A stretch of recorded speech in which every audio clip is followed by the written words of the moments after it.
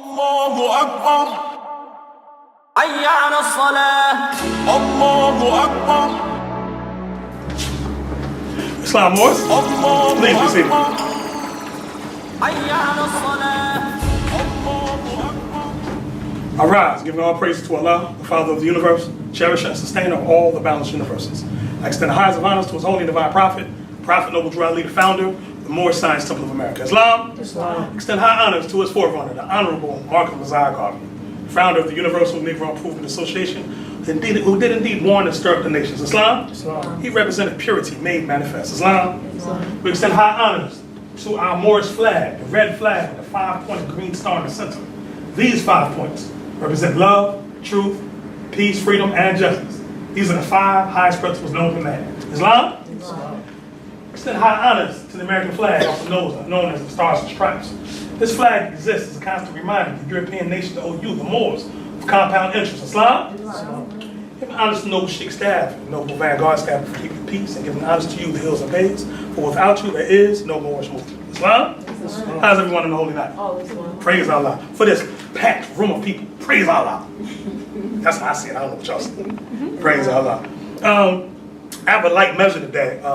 Light in content, but weighty in substance.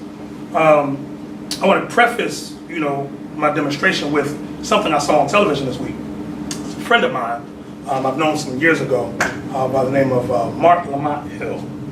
Mark Lamont Hill is, they bring him in on CNN as an anchor person. He's a more commentary type person. Any particular issue, they bring him in, he gives his opinion. You usually see him in 1 of 4 boxes arguing with somebody, right? Or debating, right? And he just he did a presentation at the UN just recently on the human rights abuses in Palestine that the state of Israel has been doing to our brother Palestinians. And as a result of that, there's a bunch of backlash. When you smack that Zionist machine, all the bees come out, right? And they've actually fired our brother from CNN, And if you know how the Zionists move, this is just the beginning, I pray Allah, they don't go with our brother's, he's a professor at Temple University in Philadelphia. So I pray Allah that they don't, take his, his main livelihood from him. But, we have to know that, when you stand on principles of love, truth, peace, freedom, and justice, and these are principles of the Asiatics and the Muslims. So don't think that, those 5 highest principles known to man are just ours alone. They're shared by all civilized nations, all right? So just because one doesn't necessarily identify themselves as Moorish American, right? If you look at how they act, their words and deeds, that'll tell you if they demonstrate those 5 highest principles. Islam, and one who puts himself in harm's way, because just like Sister Lamont was saying, someone with the, that essence of Allah inside them is being abused, and this person sees that, and he does everything to the utmost of his power to change or to stop that, within his sphere of influence, right? For one to do that, and then to be crucified, and to be left alone, because generally that's what happens. They isolate you, you know what I mean? And we're not in a day and time where we can afford to, isolate our people. You know what I'm saying? Like, I actually hear Moorish Americans from time that I was actually careful with how I, shared the actual video of the brother speaking. Because the brother, in his demonstration of things, he used the word black. He used, the word African American. He used all that. But if you listen to that, the essence of what he was saying, was the teachings of the prophet, right? That's not his job to teach that we're not Negro, black, and color. That's our charge, right? But, I give honor to our brother for, making those particular steps, because we have a lesson in our Quran that actually demonstrates that, right? At this point, I'd like to go into chapter 15 in your Quran. Those who have them, please go to chapter 15. For non-Roman readers, that is chapter XV. And this chapter is headed, the header reads, Divine Ministry of Jesus. Jesus goes to the wilderness for self-examination, where he remains 40 days, is subject to 3 temptations, overcomes, returns to the camps of John, and begins teaching. I think that's something we overlook when we demonstrate this chapter. The fact that it said that he returned to the camps of John and was teaching. You know what I'm saying? So he was teaching amongst the forerunner. They were contemporaries. They were on deck at the same time, right? But instruction 1, let me hear Islam when you're there. Islam. Praise Allah. Instruction 1, it says, the harbinger, meaning the forerunner. The harbinger had paved the way. The Logos had been introduced to men as love made manifest. And he must now begin his divine ministry. He went forth into the wilderness to be alone with Allah, that he might look into his inner heart and note its strength and worthiness. And with himself he talked. He said, my lower self is strong. By many ties I am bound down to carnal life. Islam Moors, that's not a side of Jesus that we see when people talk about our brother. You know, they've sanitized our brother's existence. And they almost teach it in such a way where you don't think that he had a lower self. Islam? But in that instruction, it bore witness. I'll read it again. And with himself he talked. He said, my lower self is strong. By many ties I am bound down to carnal life. Instruction 4. Have I the strength to overcome and give my life a willing sacrifice for men? Islam Moors? You know, and that's a question that I think that we all have to take. You know, we have to ask ourselves. You know, when we talk about we honor all true and divine prophets, Jesus, Muhammad, Buddha, Confucius, right? We're talking about taking on the characteristics of what those energies represent. That's how you honor them. You don't honor them by, you know, noise of tongue. You know, I hear, you know, my kindred, the Moorish Americans, you know, down talk the degree of Muhammad, right? Oh, that's a pale Arab way of life. Well, that's not what the Prophet said. And in fact, when you proclaim your nationality, and he puts his nationality card in your hand, that's the Prophet's card. It's an intellectual property. He puts his nationality card in your hand, it says on the card, we honor all true. So I do hereby declare that you are a Muslim. Under the Holy Quran of Mecca, it says love, truth, peace, freedom, and justice. And it also says we honor all true and divine prophets. It names them Jesus, Muhammad, Buddha, and Confucius. Islam? All right? So we have to be willing to take on, to learn, to study with depth what each one of those vibrations represent. Because when you talk about each one of those prophets, it represents a vibration, right? You have to know what each one of them stood for, and you have to be willing to take that on, right? So when you hear the Moorish Americans, and this is for anyone who may see this video, this is for, you know, the Afrocentricists or the so-called black nationalist groups, that when they hear the Moorish Americans speak and invoke the name of Jesus, to think that we're, you know, our mindset is 2,000 years ago, and whether our brother existed or whether he didn't exist. That's the furthest thing from what Prophet Noble Drive is talking about, right? He's initiating you into the, you know, the footsteps, you know, of those particular lessons that were put forth. Islam? Because those lessons were universal lessons, right? And you have to know how to see those lessons by whomever may be demonstrating them, right? I'm gonna go out on a limb and say that my brother Mark Lamont Hill may be a member of certain orders, certain societies, because you can't advance the way our brother advanced and not be privy to certain things. And as I listened to his demonstration, I heard, I think Brother Raphael can bear me witness, we heard, we have something we refer to as the language, you know. And the language is that golden cord that runs through all doctrines. It's only one truth. It's only one Allah, right?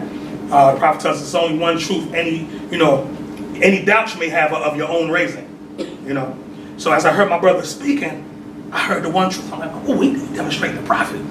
Islam? You know, because he's demonstrating that when you stand on truth, you step in the realm of being universal.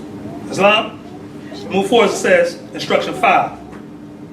And this was his case right here. It says, when I shall stand before the face of men and they demand a proof of my messiahship, what shall I say? What will I say?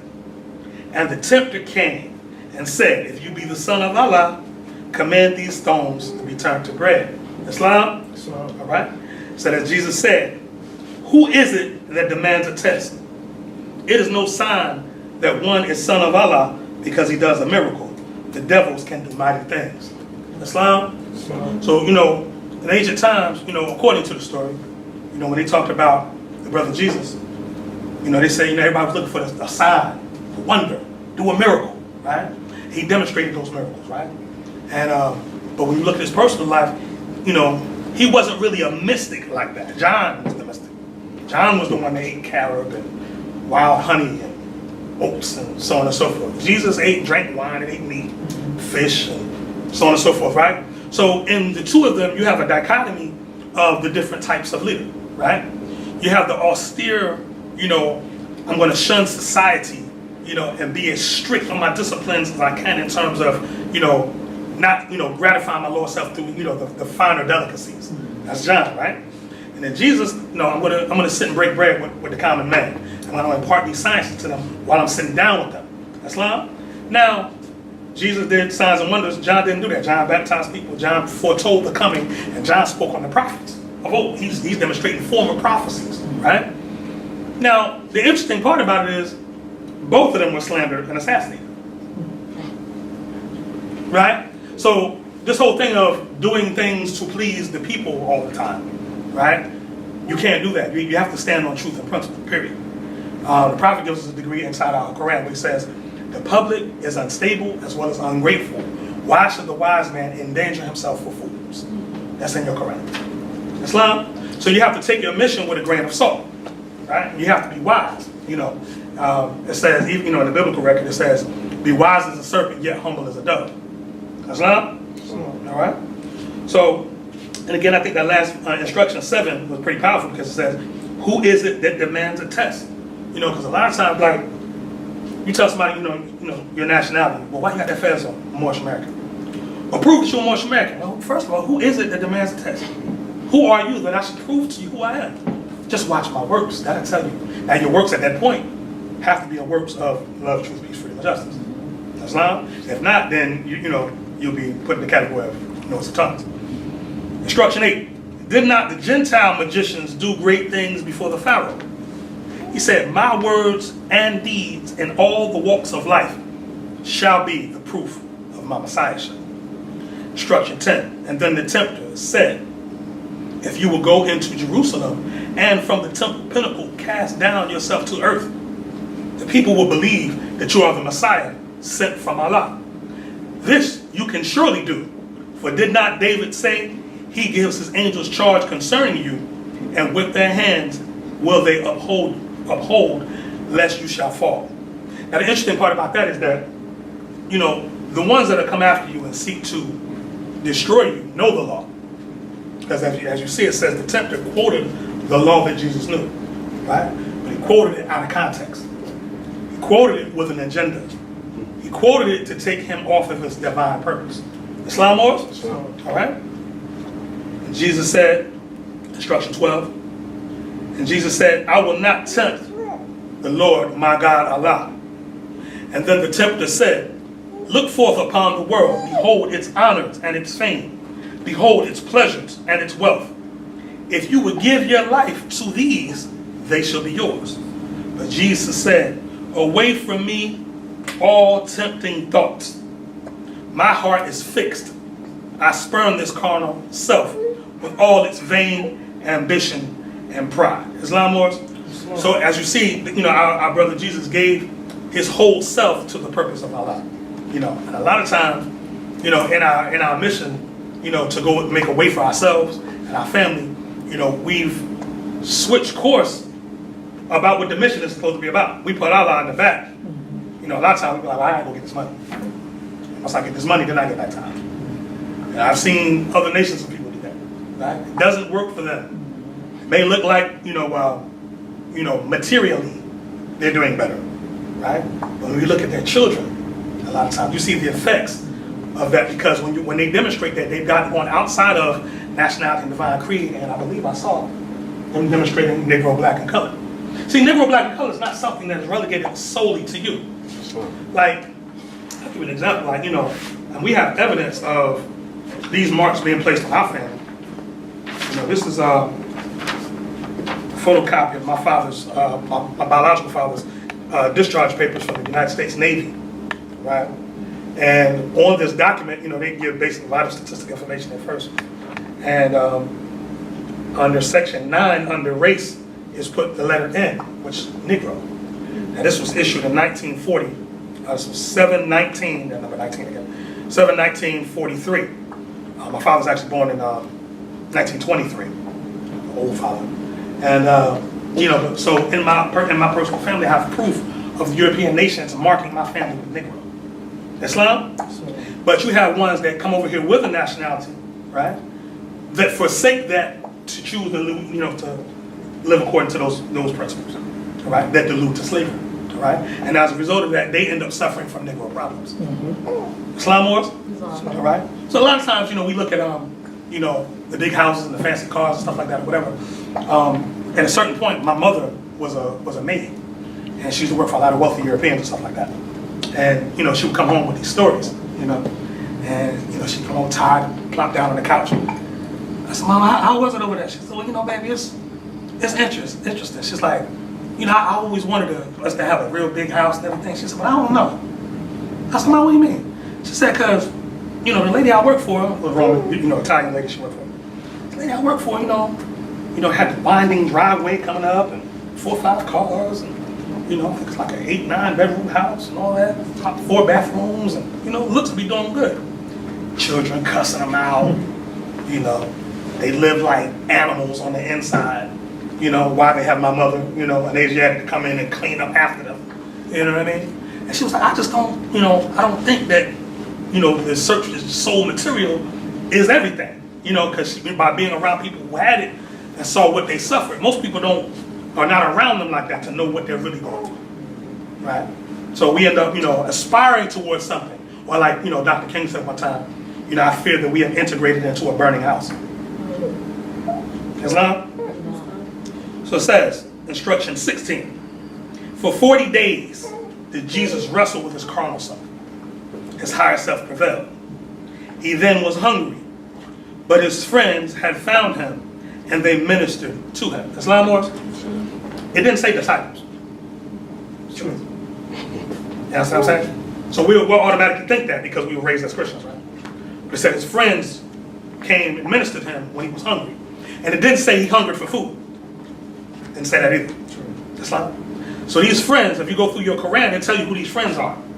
They tell you about these ones that were clad in white. The silent brotherhood it talks about. Who marched and counter marched. What does it mean to march and counter march? It means they went a particular direction and they came back in that same line. They didn't deviate the course. They marched and counter marched. It said they had swords, but they unsheathed not their swords. So they're not here to cause any harm, because harm is actually the lowest of everything that harms. Islam? But these were his friends. They came to minister unto him because they realized, what our brother was going through. They know that he needed a high vibration of spirit, right? To raise him up so he could function within his higher self. Islam? Islam. Bye, grandbabies. Peace. So, and then it says, instruction 17, it says, then Jesus left the wilderness, and in the consciousness of the holy breath, he came into the camps of John and taught. Islam or? Islam. So our prophet reveals to us that Jesus and John were teaching at the same time. Islam. There's a movie called, for those who haven't seen it, you can write it down and check it out. It's called The Last Temptation of Christ. For those who remember, brother, you might remember when that came out. When this movie came out, there was riots in the movie theaters. They were trying to burn movie theaters down. All of this, because in this movie they show Jesus get married. They show Jesus after the crucifixion walking up and hearing Paul teaching and changing his teachings and confronting him on it. I didn't teach none of that. He said, look, you might not have taught none of that. He said, look, they believe it. So leave me alone, let me do what I do. That's, of course, it's a movie, right? But, it gave a different aspect or a different side of our brother. It humanized him. That's what people were upset about, right? Because one of my old master teachers told me that, he said, be careful when ones attempt to put you up on a pedestal. The flatterers, they call it. Oh, Sister Lamati, oh, you such a crap. Oh, they set you up. Set you up. Because as soon as you make a human error, not a major grave mistake, a human error, right? They're going to snatch you off the pedestal and put their foot on your neck. See, I knew I told you. See? And they're going to try to put you back in that category. They might call you some of that. Or worse. Islam. Beware of the flatterers. Islam. So there's a lot more, and when it comes to, demonstrating these lessons and being leaders in our families, being leaders in our communities, so on and so forth, like I just showed you, the mark of Negro was placed on the father that planted the seed so I could be here, right? So I'm first generation proclaimed Moorish American Muslim, right? So I have to represent my entire line. And you have to look at yourself as the same. If you weren't born as a Moorish American, it is your duty not to go and bust them upside the head with everything that you know, but to go, go around them and be the best version of yourself, so that way they can see the prophet. They can meet the prophet through you. Something I've always talked about. Islam. Praise Allah for, I always like, to document, I knew it's my sister Jalila Nia, see? Sister Jalila Nia Ashebe, I've always said, when the baby's here, it's our future's present. You know what I'm saying? And, praise Allah, for her incarnating. She chose wise parents.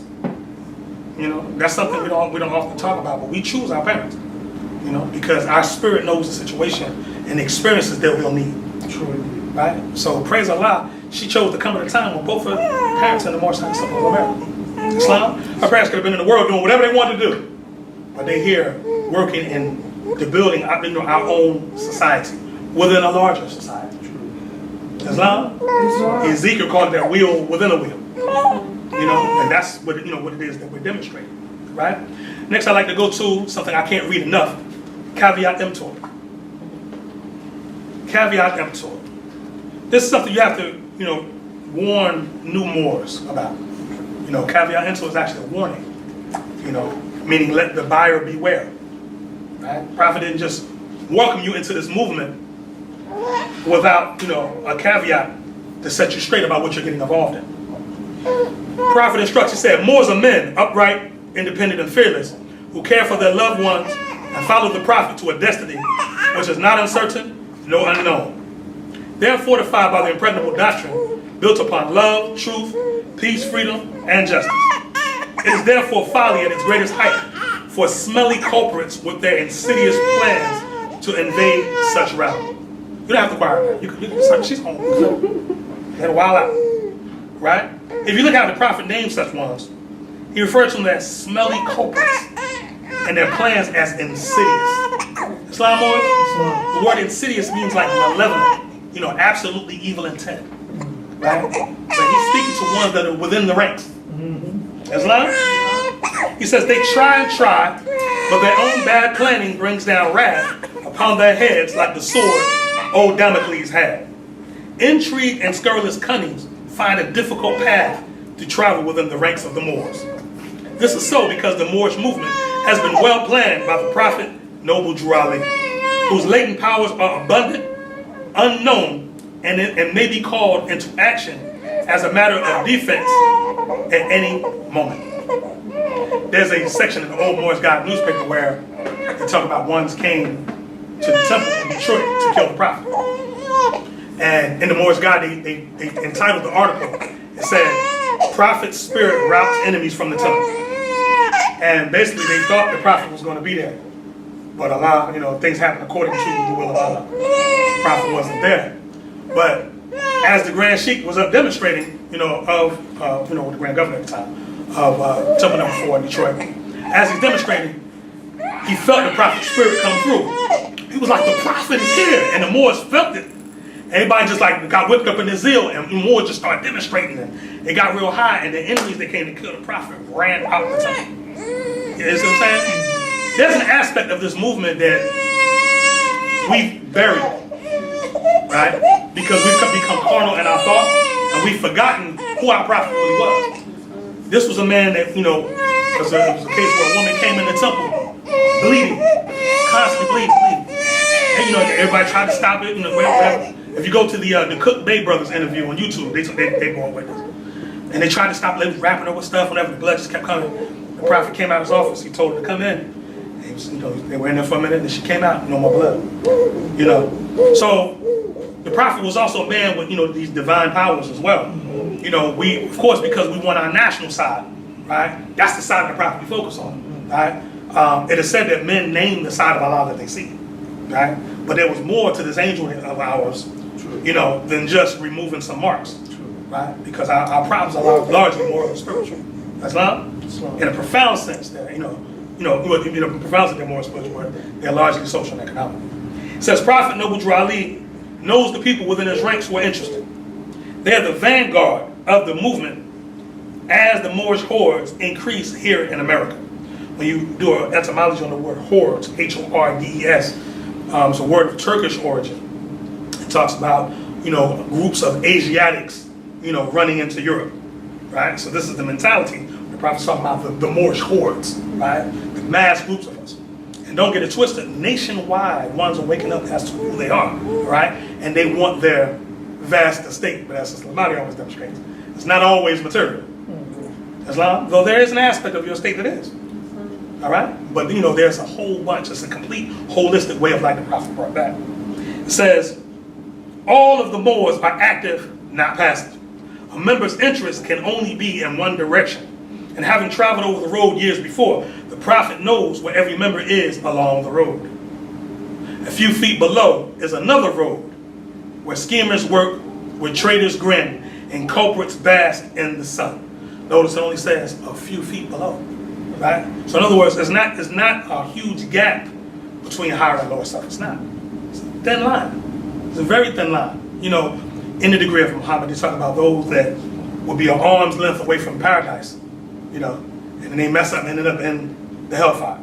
It says those that be near the hellfire, if something happens, they switch up a particular deed they do, and now they're in paradise. So it's not, this grandiose gap between the two vibrations, right? So sometimes you be thinking you're functioning in the high, but you're actually demonstrating vanity.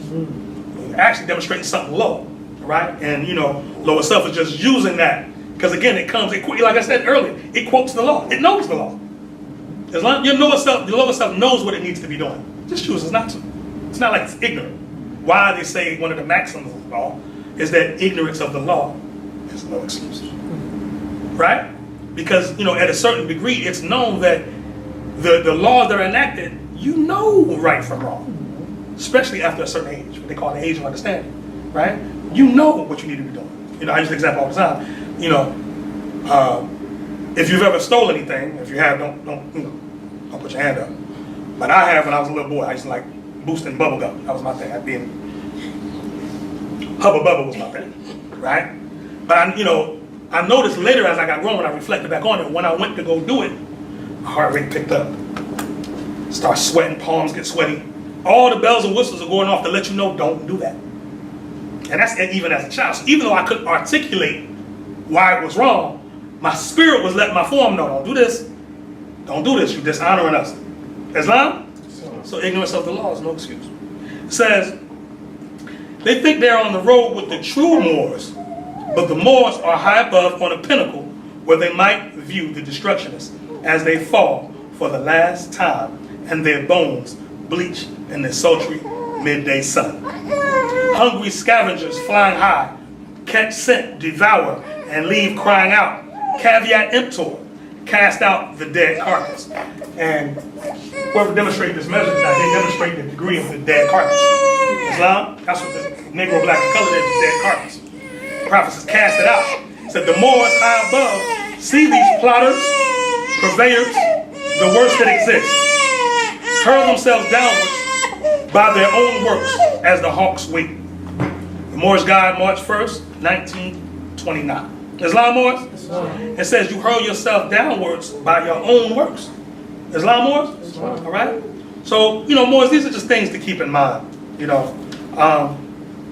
This week, I've been in contact with, grand sheiks around the country. And we've been, basically like comparing notes about what's going on in our temples, so on and so forth. And working towards a call to action relative to what we can do. Because we have to remember, this is a national movement. It's not a local movement. It's a national movement. So all our plans that we're doing, temple to temple, city to city, state to state, across the nation, all those efforts have to be coordinated so that we're doing the same thing, right? We spoke about the Zionists earlier.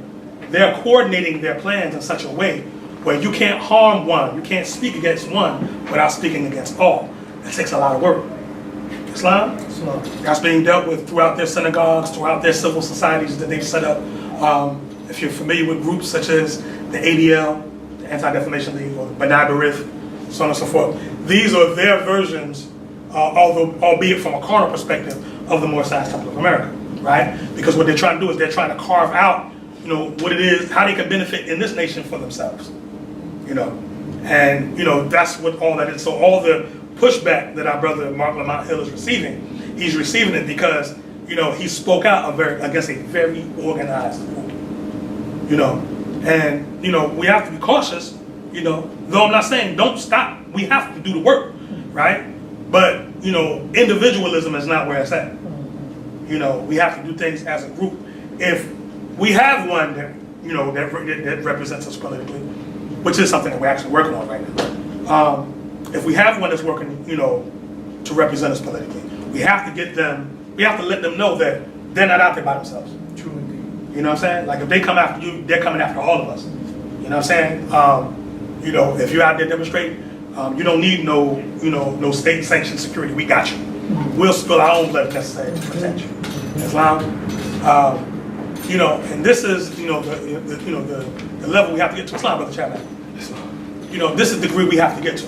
And all the groups that have organized themselves politically, they've put themselves in such a position where, they're like, they don't have to worry about other groups, because they know if you mess with us, we got politicians on speed dial, and in fact, those politicians we got on speed dial are our own people.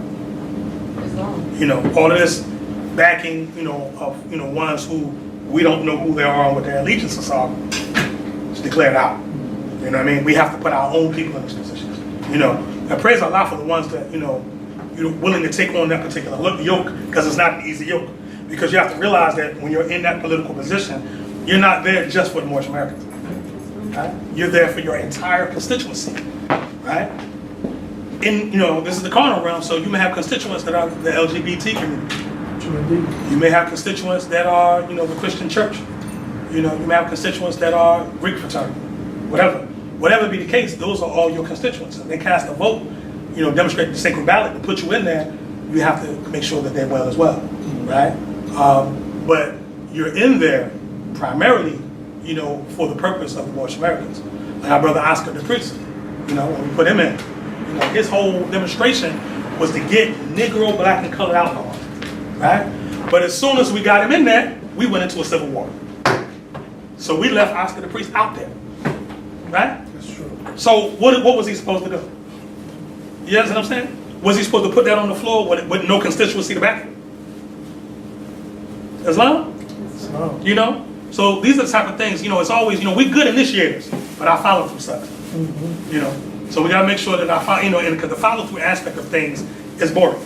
There's no glamour, there's no cameras, there's no, but it's the daily work that needs to be done. You know what I mean? And we know there's only a few that are willing to do that work. You know what I'm saying? So it was like that at the time of the Prophet. You see, look on the pictures, you see all the mass groups of people. But when it really boiled down to it, it was, it was a handful that really pushed that thing forward.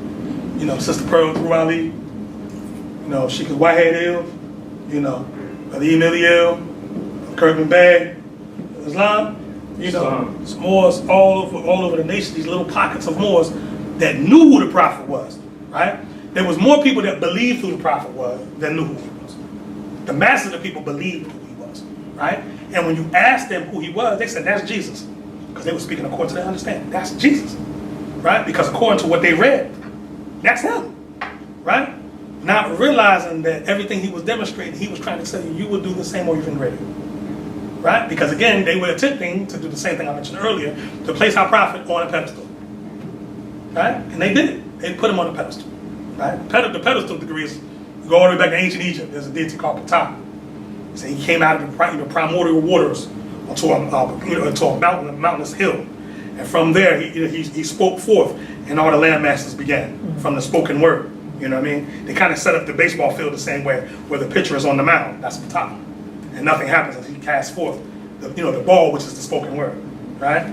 But the point is, they attempted to place our prophet on a pedestal, and as soon as things didn't go their way, they slandered him. They threw his office furniture out of the street. They came after his life. They did all these things, to take this great one that made all these sacrifices down, And you have to know that if you stand up to lead our people out of what they've been into, that's what you're facing. Islam? Some excellent videos on YouTube. There's one called Caesar's Messiah. If you haven't seen it, write it down, check it out. It's a good one. They get to breaking down the Roman contribution to basically what we equivocates itself to being the Roman Catholic Christian approach to Jesus, right? So they're talking about the Flavian dynasty and all the things that they did to mold that story with other, pagan gods to manifest their own ideal. All right. So much truth is coming down, that's stripping away, the lies that were told, about, our forefather or the people that story represents, right? Because there's a lot of things that our forefathers were, there's a lot of things we weren't. And there's more lies that are documented than truths. Indeed. Which is why we have to take and write our own stories, write our own records. I was asked by one of my Moorish elders, why am I writing books? What you writing books? You writing books bigger than the Quran. You think you're wiser than the Prophet? No, man. I'm just inspired by what he left. Right. And I know that we have to take the pen in our hands. The Prophet said, you can't stop somebody from writing your name the way they want to. He said, but when you get the pen in your hand, you write your name. Mm-hmm. That's telling you take the authority back and become the author of your own story. But it said all authority and rights of publishing of this pamphlet of 1927. Islam. So he gave you 2 degrees, which is authority and publishing. Islam. So these are things that we have to do in the Prophet. On our authority, you see that he gives you the power. You know what I mean? Like there's no prince or a king or queen or sultan or sultana or an amir or whatever. No one of divine or royal authority asks nobody to do what they have divinely decreed to do. Islam, so it's very clearly cut about the path we have to take. We do have to be wise with it because we're not in full power yet. And a lot of times our arrogance, gets the best of us. You know what I'm saying? So we get to talking bigger than we actually are. In our minds, you can't tell us we don't have a whole Moorish army behind us. Suited and booted, ready to go. You can't tell us that. You know what I'm saying? And in a sense, we do. You know what I'm saying? Because you got them Elohim rolling with you. You know what I'm saying? But ain't no spookism. You know what I'm saying? Bullets cut through spirit and pierce flesh. You know what I'm saying? That's a reality. And even our brother Jesus, when you read about how he moved, he wasn't just in the Romans' face screaming on the Romans. He would come in, teach, dip back to the crowd and be out. Pop up again over here, teach for a little bit. When they come, look, I'm going to heal you, but don't tell nobody I did it. Go and sin no more. And he's out. Because he knew he had a certain amount of time. He couldn't waste his time trying to with the bravado. That's loud. So let us, get our game plans and our strategies together. We have a new fiscal year coming. We have a new Moorish year coming after January 15th. So, we need to get our calendar together. How we're going to chart it out, what we're going to do, how we're going to move. I had Brother Raphael doing some research for me. Next year will be 2019. They say that the first 20 some odd Africans, they say, landed here in 1619. So that's 400 years next year, right?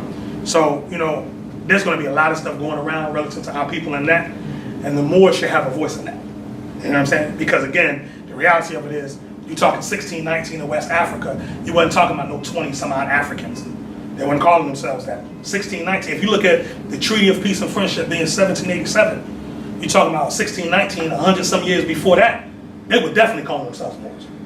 Islam, right? So they left, if anything, they left as Moors and might became 20 some Africans when they hit the shore, right? But that's not even what our prophet told us. He said 1779 to 1865. He said that was the time of slavery.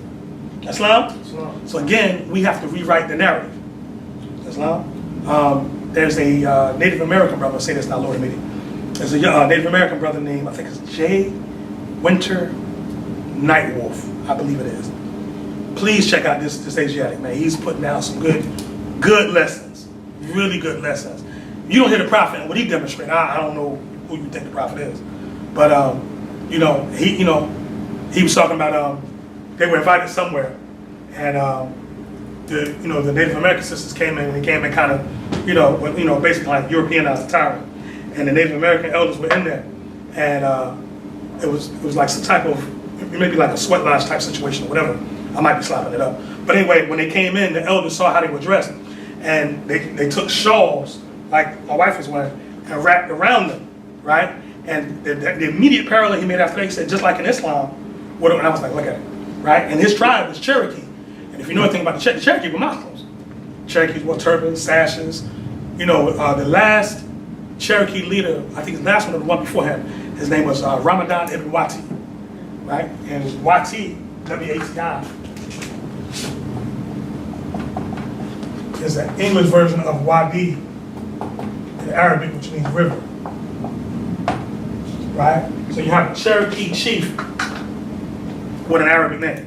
Yeah, that's what I'm saying. So there's a lot of history there, but various different groups are speaking up, and when I'm hearing them speaking, I'm hearing Noble Drew Ali. You see what I'm saying? I saw a clip from the Nation of Islam in Mosque Mariam, where they had a big old chalkboard, like just like we do, Negro, black, color, break down the etymology and all that. But the brother was in Mosque Mariam breaking down Negro and black, and why you shouldn't call yourself. And I'm like, okay, praise Allah. Or in the words of my beloved brother Raphael Hakeem Bey. Well, what's the problem? Because the next, logical thing after that is, what's your nationality then? So if we're not to call ourselves Negroes and blacks, well, what's next? You see? But even with that, we have to, we have to nurture that relationship. You see what I'm saying? Because in all our getting, we have to get understanding. You can't just run up on people and disarm them with what they think they know. You see what I'm saying? But if you look, you can't stop people going back to being themselves and no one else anyway. Islam. So praise Allah. We just want to be on the the right side of history. We don't want to be written down as the ones chronicle what we're doing now. We don't want them to chronicle and say, oh, they played with what the Prophet brought. You know what I mean? Or they stopped the ones from coming in and unifying. There's a lot of that going on now.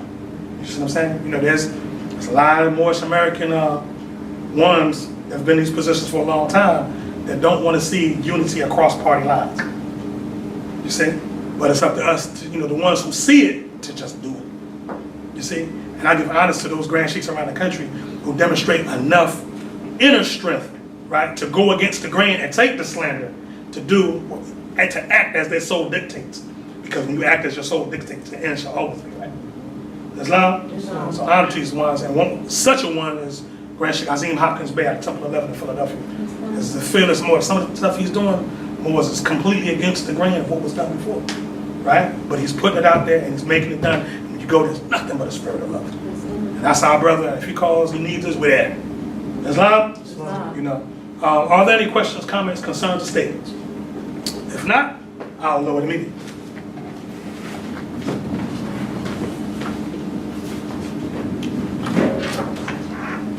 Islam? Islam. Islam? Islam. Islam. Islam. Moorish Science Temple of America, Noble Drew Ali founder, home office, Chicago, Illinois, March 11th, 1929. A warning from the Prophet to be read in every meeting.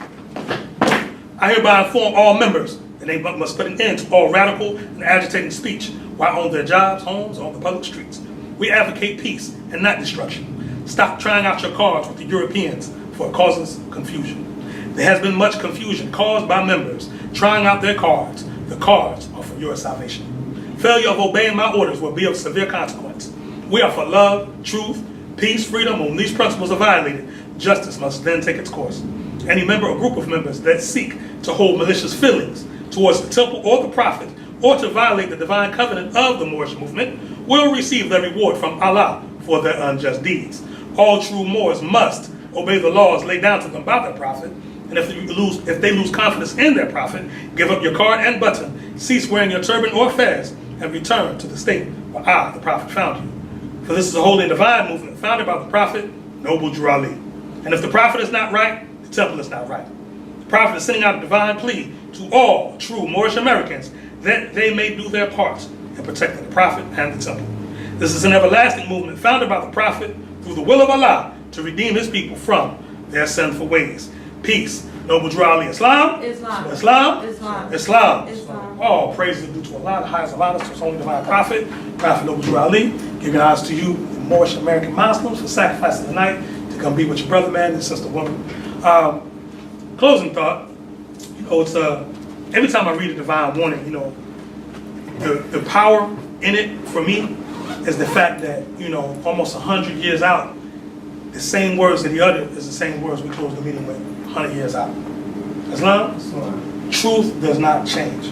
The truth that the Prophet put forth, like when he says to be proclaimed in every meeting, is to be proclaimed in every meeting, not just, Holy Day, not just Sunday school, or any time the Moorish Americans meet. You can't send them back out in the world with a seed of what they might interpret to be a radical agitating thought. We're not here to destroy that. We're here to build. Wars cost money we don't have, right? So we got to be about peace and not destruction. Islam wars, all right?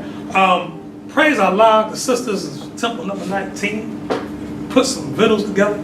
It's old school word, vittles, right? You heard that? I don't know about y'all. I've been waiting to eat all day. I promised Sister Jasmine last week. I said I'm gonna come hungry next week. I didn't break my word. My word is my bond. Bond is my life. And I give my life for my worship. So I had an appetite. So praise Allah. I know how Sister Temple number 19. Brother, if you about to be in for a treat. Yes, sir. I see one of your arms down, but just put the other one. Let it rest on your left. Let the other one go to work. You know. So we give honor to our, to our sisters for the sacrifices that they've made. They put this together after last week's meeting. Just a spark with Sister Jasmine. Why don't we do a potluck? I was like, what's a potluck?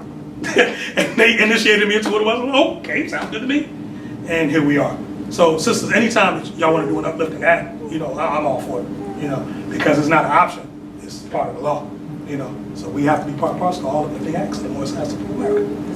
Islam. So praise Allah for all of you. Gotta look at eye contact with all three. Right?